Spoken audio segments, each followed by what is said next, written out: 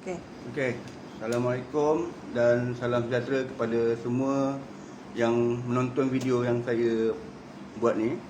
Sebenarnya tujuan saya untuk buat video ni adalah untuk mendedahkan bagaimana keadaan kami sekeluarga teraniaya, terutama pada anak kami ni lah, Nur Damiah Lufiah, yang kelumpuhan saraf otak, yang terlantar sudah pun 12 tahun akibat daripada kecuaian pihak hospital.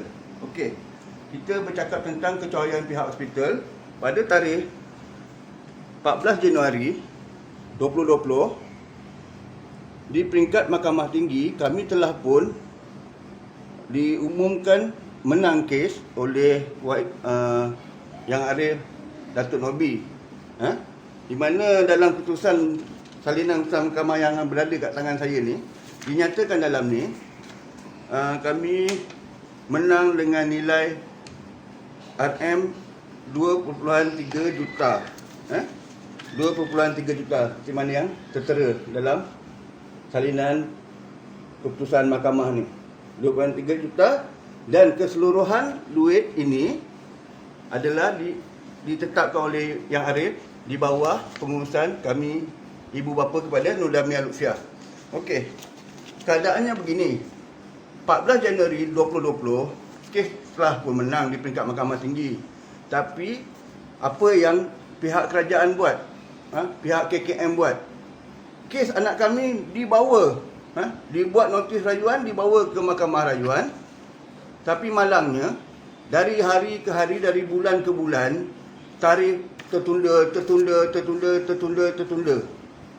Jadi keadaan ini tidak adil kepada anak kami.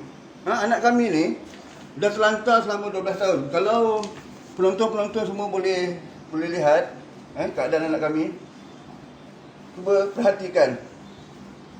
Tengok, tulang belakang pun sudah bengkok. Tulang pinggul pun saya rasa dah terkeluar. Jadi kat mana rasanya sebagai rakyat Malaysia, kat mana rasanya keadilan? Saya rasa undang-undang yang dicipta untuk menuntut keadilan. Tapi apa yang terjadi sekarang ni, pihak penguasa, peguam-peguam mahupun pihak mahkamah di peringkat Mahkamah Rayuan seolah-olah tidak memandang keadaan anak kami ni, tidak memandang situasi sekarang, tidak memandang keadaan keluarga kami sekarang. Saya bukan ada anak ni seorang. Saya ada tanggungan lain. Ada 4 lagi orang anak saya. Anak saya semua ada 5 orang. Ada 4 orang lagi yang perlu saya tanggung. Dalam keadaan sekarang, kesusahan sekarang ni, saya merayu kepada pemimpin-pemimpin yang ada dalam Malaysia, Perdana Menteri, Agong, YDPA, yang di Puan Agong, cuba perhatikan nasib kami ni. Kenapa kami ni diperlakukan macam ni? Kenapa? Kes dah menang, ditunda. Okey. Dekat sini, berdasarkan saya ada print perbualan WhatsApp antara isteri saya dan peguam saya. Isteri saya bertanyakan tentang apa yang dirayu oleh pihak kerajaan. Kami nak salinannya, tapi peguam enggan serahkan. Malah dia nyatakan ada lagi satu tarikh untuk pengurusan kes. Yang selama ni tak pernah dimaklumkan kepada kami pun ada tarikh lain.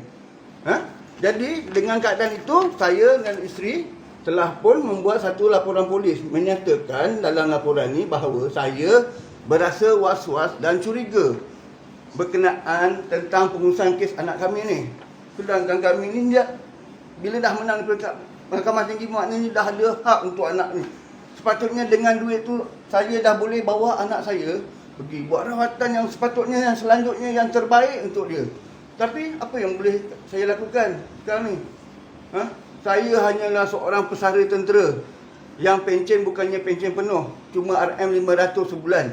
Isteri saya pula dah tak bekerja sekarang, sama-sama membantu saya menjaga anak kat rumah. Jadi kat mana keadilan pada hidup kami ni, terutamanya hidup anak kami ni? Saya rayu agar kes anak kami ni dipandang serius oleh pihak-pihak yang berwajib.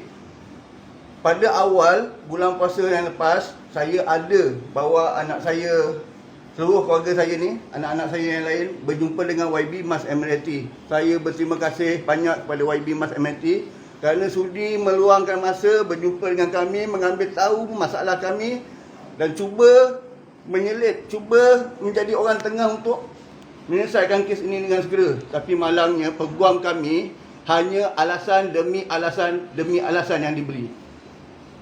Jadi beginikah sikap-sikap peguam yang ada dalam Malaysia? Beginikah sistem kehakiman keadilan yang ada dalam Malaysia? Kami amat-amat kecewa dengan keadaan sekarang.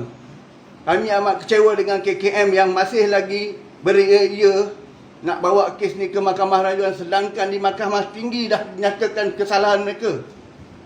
Dah terang-terang kesalahan mereka melakukan kecoyan. Tapi masih lagi nak menidakkan hak anak kami. Di mana keadilan untuk kami semua? Di mana keadilan untuk keluarga kami ni? Pada seluruh rakyat Malaysia, sama-samalah kita saksikan keadaan yang berlaku sekarang ni. Saya pohon kepada sahabat-sahabat, saudara mara, sahabat handal saya, maupun yang saya tak kenal sekalipun, tolong share video ni seberapa banyak yang boleh agar semua dapat pendedahan dengan keadaan yang berlaku sekarang ni. Itu saja buat masa ni. Saya tak kisah. Saya cakap terus terang, saya tak kisah jika ada pihak yang berkuasa nak ambil tindakan terhadap saya mendedahkan perkara, saya tak kisah. Dah berapa kali dah saya menghubungi wartawan maupun wartawan TV3. Katanya tak boleh siarkan, tak boleh siarkan dalam khabar, tak boleh siarkan dalam berita kerana mengganggu kes. Tapi kalau kes ahli politik yang makan rasuah, yang menyeleweng, hari-hari naik mahkamah, hari-hari update dalam berita, itu tak ganggu kes pula. Tapi kes anak kami, alasannya tak boleh, takut mengganggu kes dalam mahkamah. Astaghfirullahaladzim, saya tak tahu nak cakap macam mana lagi dah keadaan ni. Keadaan undang-undang yang ada dalam Malaysia, saya tak tahu nak cakap macam mana lagi dah. Tolong, saya minta jasa baik semua, tolong share seberapa banyak yang boleh video saya ni, agar kita sama-sama dapat mendedahkan hal yang sebenar yang berlaku. Penganiayaan yang sangat serius saya pandang. Anak saya sama hospital berbelas tahun. Anak saya dah 12 tahun dah sekarang ni. Sejak dia lahir saya dah filekan kes. Bicara saja dah masuk 5-6 tahun dekat mahkamah bicara. Kes apa yang sampai tahap macam ni? Jadi saya mohon sekali lagi, share seberapa banyak yang boleh agar pihak yang berkuasa, pihak yang berwajib dapat menguruskan kes anak kami seberapa cepat yang boleh. Keadaan anak kami makin lama makin kritikal. Okey, itu saja. Dan setakat ini daripada saya kongsikan kisah saya sekeluarga. Assalamualaikum dan salam sejahtera.